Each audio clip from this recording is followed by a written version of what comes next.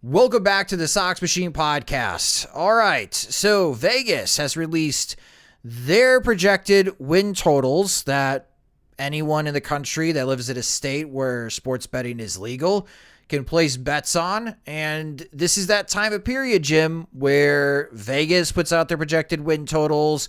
Pacoda for Baseball Prospectus is going to be releasing their projections for the upcoming season soon. Same thing with Fangraphs, and we compile all this and get an understanding of what the computer models think about the Chicago White Sox.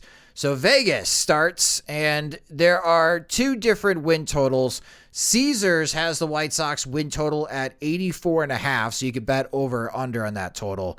And then DraftKings Sportsbooks and other sportsbooks as well, it's more popular to find 83.5 wins for the White Sox in 2023. A reminder, last year before the 2022 season, the White Sox projected win total according to Vegas was 91.5 wins. And when you take that 83.5, that puts the White Sox in second place. The books have Cleveland as the American League Central favorite coming into the season at 86.5 wins, and they have the Twins at 81.5.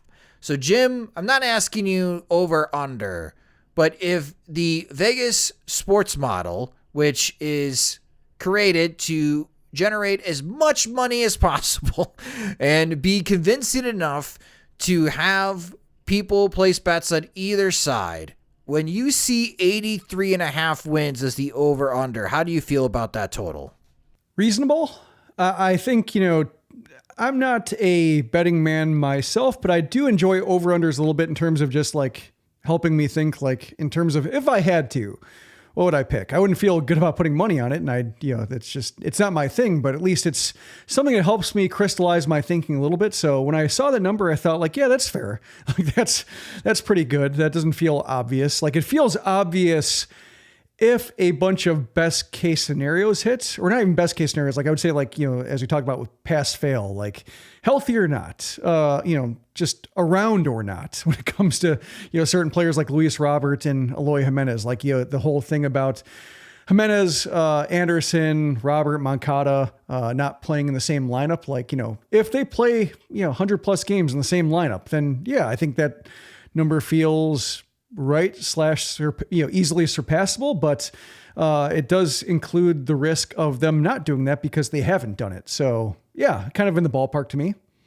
And then for the rest of American League Central, the Tigers are at 70.5 wins and the Royals are down to 69.5 wins. So according to the sports books, they do view the American League Central as a 3-team race between Cleveland, the White Sox, and the Minnesota Twins, but right now they are siding with Cleveland, at least with the projected win totals for the upcoming season. And then going around the other divisions in the American League. So the American League East, they have the Orioles at 76.5 wins. That's last in the American League East. The Red Sox are at 77.5. I don't think I necessarily agree with that. I like the Orioles more than the Red Sox right now, Jim. Do you feel the same?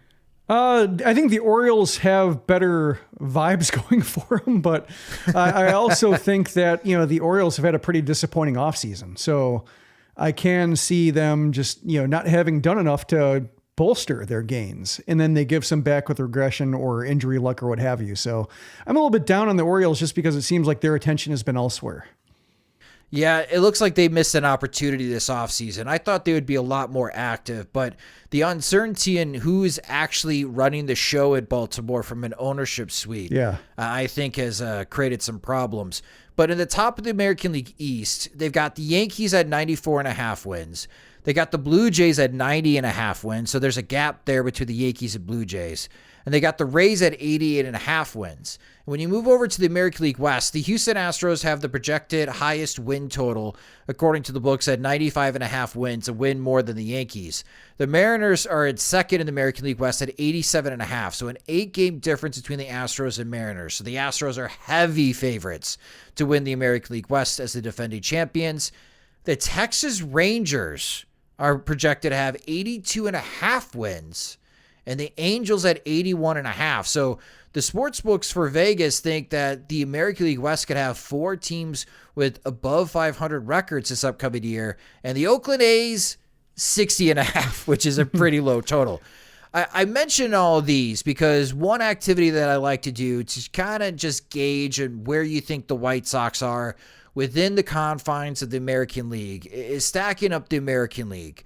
And when you look at over-under win totals, it goes the Astros as the number 1 seed, the Yankees as the number 2 seed, the Guardians winning the Central would be the number 3 seed, and then you have the Blue Jays at number 4, the Rays at number 5, and the Mariners at number 6, and at number 7 is the White Sox. But the White Sox are 3 games below the Guardians' projected win total, and they're 4 games back of the Mariners, and the White Sox are in like this tier with the Rangers, Angels, and Twins. So at least from the sportsbook perspective, it looks like they've set up 3 different tiers as far as quality of teams in the American League. Tier 1, Astros, Yankees. Tier 2, Blue Jays, Rays, Mariners, and we could throw in the Guardians. And then the third tier is where the White Sox are with the Rangers, Angels, and Twins. And it feels like that tier is the dark horse tier. Is that a good fit for the White Sox? It seems like they want that.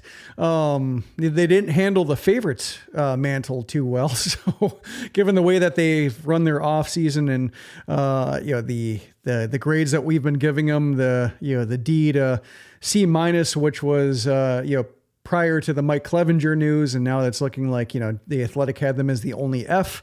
And, it's not necessarily wrong because they made 2 big signings and only one they can talk about. So that's usually, not a great, in the one big signing they made, Andrew Benintendi replaced one big departure, which was Jose Abreu. So like in terms of, I guess positions gained, they didn't really do anything there. So it seems like they aren't gunning for attention with the way they've conducted themselves. And then you lose Liam Hendricks and such. So yeah, it does knock them down to, them almost hoping people forgot about them. The one thing I'm curious about when you mention these win totals, and like the Royals at 69 kind of jumped out as low to me. But then I realized that this is the balanced schedule or the more balanced schedule with the AL Central teams only playing each other 13 times, I believe, versus 19 times.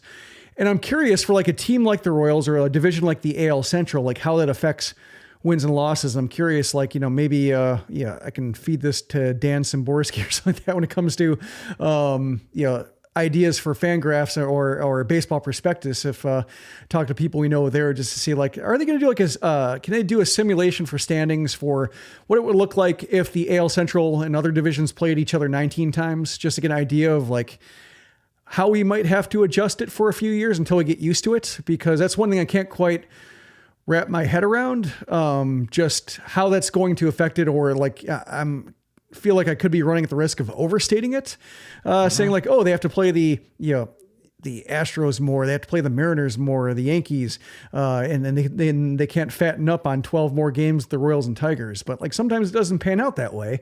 So like, I'm not really sure what to do with that. And I'm hoping that one of these simulations will also do that for additional context. Yeah, that's a really good point, because that's something that I've been thinking about as well, is how is the balanced schedule going to impact the projections? Is it going to prevent teams from inflating their records if they're in a really poor division, right? Like the National League Central is not going to be anything to write about, especially where the state of the teams are with Cincinnati and Pittsburgh. So having 12 fewer games for the St. Louis Cardinals be able to, add to their win total against the Reds and Pirates, does that impact them when it comes to playoff seeding later this year? Mm-hmm. We know that could have a pretty big difference between having to play the 6th seed or having a bye. And the Cardinals were one of the teams that lost at home as the Philadelphia Phillies shocked them. And we know the Phillies ended up winning the National League pennant in the postseason. So I think you raised a good point, and this is something we're all going to be learning on the fly. And I am curious to see where Pacoda and Fangraphs have the White Sox. I've got a feeling that one of those projection systems is going to have the White Sox at like 80 and 82. Mm-hmm. And I can't be surprised if the projection systems say take the under on the White Sox 83.5 wins, just because I don't know if the projection systems can trust the White Sox health. Well, I think it's the health, and also to go back to the Colas discussion, like the erratic profiles, or like, Michael Kopech, like, what do you make of him? Oscar Colas, what do you make of his plate discipline in his rookie year? Yohan Moncada, what is he? And just the natural tendency for algorithms to look unfavorably or cast doubt upon guys who are BABIP-based in their success. So I can see why some projection systems wouldn't be as excited about the White Sox, and they're going to have to produce through it. I think what's going to be instructive to me is when PECOTA comes out, their standings come with like these range of projection graphs, like these blobs. And I can imagine like, they kind of like, most of them resemble something like a standard bell curve, and that like of their 1,000 simulations or something like that, like most of them end up in this middle range between like, like just say like 5 wins apart or something like that. And then like it dips down rather symmetrically on both sides till you reach an extreme where like, maybe a team simulates for 77 wins and 95 wins based on like all hell breaking loose and everybody hitting on their 80th best projection. But I can see the White Sox having a pretty wide blob, I think, like not maybe having the peak that others do, but just having more of a mesa, like between like 76 wins and like 88 wins, or at least a far gentler slope, just because of everything that can go right and everything that can go wrong with what the White Sox have on their roster. And remember, when these projection models do come out, and we'll repeat this, it's like 1,000 computer simulations. Like go to MLB The Show or OOTP and simulate the 2023 season 1,000 times. And that's how you get this graph. And what they post is the most common outcome out of their 1,000 simulations of the upcoming season. And I'm curious where they are. But right now, if you're a betting person, the sportsbooks are trying to get you to decide over, under on 83.5 wins for the Chicago White Sox. And I mean, if Vegas is right, 87, 88 wins is what's going to need to take just to make a wild card spot in the American League. And, we were thinking that if you're going to expand the postseason, that getting into the postseason may only require like 83, 84 wins, maybe some seasons where a 500 team makes the postseason. But right now, the American League feels top heavy, Jim, where there are some strong teams in the top. I mean, I can't blame Vegas if they're saying that the Astros, Yankees, Blue Jays, Rays, and Mariners would win the American League Central over the teams that are in the AL Central. I would have to agree with them. Those 5 teams are better than the White Sox, the Guardians, and the Twins right now. But the Guardians, White Sox, and Twins are in this like 6th best, 7th best, and 8th best situation.